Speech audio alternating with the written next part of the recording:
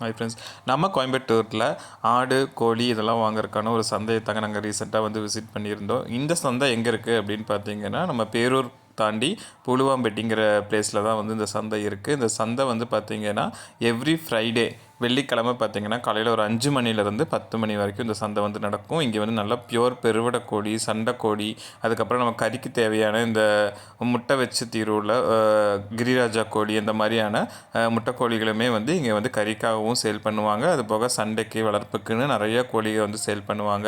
So பார்த்திங்கன்னா உங்களுக்கு இந்த நல்லா வெடை கோழியாக வேணும், இல்லை நல்லா சண்டை சேவல் வந்து நீங்கள் ப்ரீடிங்காக யூஸ் பண்ணணும் அப்படின்னா இந்த மாதிரியான சேவல்லாம் வந்து நீங்கள் எடுத்துக்கலாம். இந்த சேவல் வந்து எனக்கு ரொம்பவே பிடிச்சிருந்துச்சு. நல்லா ஹைட்டு, அந்த கலரே சூப்பராக இருந்துச்சு. நல்லா கோல்டன் பிளாக்ல பார்க்கவே அவ்வளோ அழகாக இருந்துச்சு. ஸோ இந்த சந்தையில் வந்து கோழி ஆடு மட்டுமே இல்லாமல் நவதானியங்களாக இருக்குல்ல, ஸோ இந்த பருப்பு வகைகள், இந்த மாதிரியான மளிகை பொருளுமே வந்து இந்த சந்தையில் வந்து விற்கிறாங்க.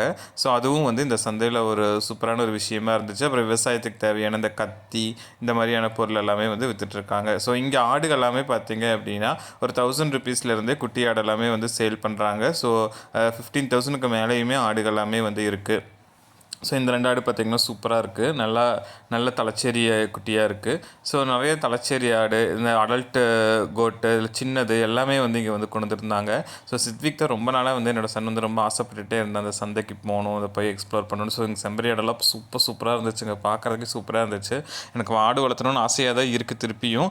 பட் ஆனால் இப்போதைக்கு எனக்கு இருக்கிற டைமிங்கில் ஆடு வந்து நான் ஆட் பண்ண முடியாது, என்னோடய பெட்ஸ் லிஸ்ட்டில் வந்து ஆட் பண்ண முடியாது. அதனால் ஆடு வந்து கொஞ்ச நாளுக்கு அப்புறம் நான் கண்டிப்பாக ஆடு வளர்த்துவேன். ஸோ இந்த ஆடுகள்லாம் நீங்கள் வாங்கணும் அப்படின்னா உங்களுக்கான டிப்ஸ் வந்து நான் கொடுக்குறேன். பிகாஸ் நான் சந்தையில் நிறையா ஆடுகளாக வாங்கி விற்றுருக்கேன் பார்ட் டைமாக. ஸோ அதனால் உங்களுக்கு வந்து நிறையா ஆடுகளை பற்றின டிப்ஸும் வந்து நான் தரேன். ஸோ இந்த மாதிரியான பால் குட்டிகளை நீங்கள் வாங்குறீங்க அப்படின்னா நீங்கள் மோஸ்ட்டாக பால் பவுடர் இருக்குல்ல, அதை வந்து ஒரு ஸ்பூன் மட்டும் ஒரு டம்ளரில் கலந்து காலையில் மத்தியானம் சாயங்காலம் அந்த மாதிரி கொடுக்கணும். நீங்கள் இந்த பேக்கெட் பாலில் கொடுத்தீங்கன்னா பயங்கரமாக டிசென்ட்ரியாகி இறந்துடும். அப்படி இல்லைன்னா உங்களுக்கு மாட்டுப்பால், பியூர் மாடு இருக்குது, மாட்டுப்பால் கிடைக்குது அப்படின்னா அதில் கொஞ்சம் நல்லா தண்ணி கலந்து மாட்டுப்பால் வந்து கொடுத்து நீங்கள் வளர்த்தலாம். ஆனால் நீங்கள் பவுடர் பால் கொடுத்து வளர்த்தும் போது அந்த ஆட்டுக்குட்டியோட க்ரோத் வந்து சூப்பராக இருக்கும், நல்ல க்ரோத் கிடைக்கும் ஆட்டோட பால். ஏன்னா அந்த பவுடர் பால் வந்து அவ்வளோ நல்ல ப்ரோட்டீன்ஸ் நிறையா இருக்கும் அதில். அந்த மாதிரி கொடுத்து நீங்கள் வளர்த்தலாம். ஸோ இதெல்லாம் வந்து 1000 ருபீஸ்லேருந்தே உங்களுக்கு அந்த ஆட்டுக்குட்டி எல்லாமே வந்து கிடைக்கும். ஸோ செம்பரி ஆடு, வெள்ளாடு எல்லாமே இருக்குது. ஸோ கூண்டுக்கு வெளியே கட்டி போட்டிருக்கிறது எல்லாமே பார்த்திங்கன்னா தலை கடிக்கிற மாதிரியான ஆட்டுக்குட்டி. இந்த மாதிரி ஆட்டுக்குட்டியெல்லாம் வாங்கினீங்கன்னா உங்களுக்கு வளர்த்துறக்கு இன்னும் ரொம்பவே ஈஸியாக இருக்கும். நீங்கள் வந்து அப்படியே வாங்கி வெறும் அந்த பச்சை தலை இல்லை தவிடு அந்த மாதிரி கொடுத்து ஈஸியாக வந்து வளர்த்திக்கலாம். ஸோ உள்ளே இருக்கிற கேஜ்குள்ளே இருக்கிற குட்டி வாங்கும்போது ரொம்ப கேர்ஃபுல்லாக நீங்கள் பார்த்துக்கணும், டிசென்ட்ரி ஆகாமல் பார்த்துக்கணும்.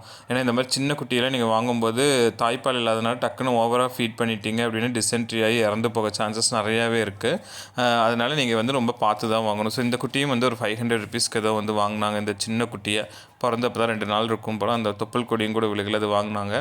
ஸோ நீங்கள் பாலுக்காக ஆடு வாங்குறீங்க அப்படின்னா உங்களுக்கு காட்டுறேன். ஸோ ஒரு சில ஆடெல்லாம் வந்து நல்லா பால் ஆடுகளாக இருக்கும். ஸோ மடி பார்த்திங்கனாவே தெரியும், நல்லா லாங்காக உங்களுக்கு ஈவனாக இருக்கும் மடி. அந்த மாதிரி நீங்கள் வாங்கிக்கலாம். ஸோ வளர்ப்புக்காக வாங்குறீங்கன்னா இந்த வெள்ளையும் கருப்பும் கலந்த மாதிரி ஒரு நாட்டு ஆடெல்லாம் இருக்குல்ல, இதெல்லாம் வந்து நல்லாவே ஹைட் அண்ட் வெயிட்டாக இருந்துச்சு. ஸோ இந்த மாதிரி வாங்கலாம். ஸோ செம்பரி ஆடும் பார்த்திங்கன்னா நிறைய டிஃப்ரெண்ட் டைப் ஆஃப் செம்பரி ஆடுகள் எல்லாமே வந்து இங்கே வந்துருந்துச்சு. நாட்டு செம்பரி ஆடு வந்து இருந்துச்சு, அதுக்கப்புறம் டிஃப்ரெண்ட்டான கலர்ஸில் வந்து செம்பரி ஆடு இருந்துச்சு. ஸோ இந்த 2 குட்டி வந்து நான் சந்தையில் பார்த்ததுலேயே ரொம்ப தெளிவான குட்டிகளாக இருந்துச்சு. ஸோ இந்த மாதிரி ரொம்ப ஆக்டிவாக இருக்கணும், குட்டியோட உடம்பு வந்து ஒரே சீராக ஒரே மாதிரி இருந்துச்சு, ஸ்கின்னெல்லாம் நல்லா ஷைனிங்காக இருந்துச்சு, 4 காலுமே ஈக்குவலாக ஒரே மாதிரி இருந்துச்சு, பெண்டெல்லாம் எல்லாமே இருந்துச்சுன்னா அது ஒரு நல்ல ப்ரீடாக இருக்கும். ஸோ இவங்க கொண்டு வந்திருந்த எல்லா ஆடுமே சூப்பராக இருந்துச்சு. பர்டிகுலராக இந்த கலர் ஆடு கொண்டு வந்திருந்தவங்களோட ஆடு எல்லாமே வந்து ரொம்பவே அழகாக இருந்துச்சு, பார்க்குற கலரும் சூப்பராக இருந்துச்சு, ஆடும் நல்லா ஹெல்த்தியாக வச்சுருந்தாங்க. ஸோ ஆட்டோட ரேட் எல்லாமே பார்த்திங்கன்னா ஒரு 5000 6000 அந்த மாதிரி அதோட சைஸுக்கு ஏற்ற மாதிரி ரேட் வந்து டிஃபர் ஆச்சு. ஸோ நிறையா டிஃப்ரெண்ட் ப்ரீட் ஆஃப் கோட்டுமே வந்து நிறையாவே வந்து கொண்டு வந்துருந்தாங்க இங்கே.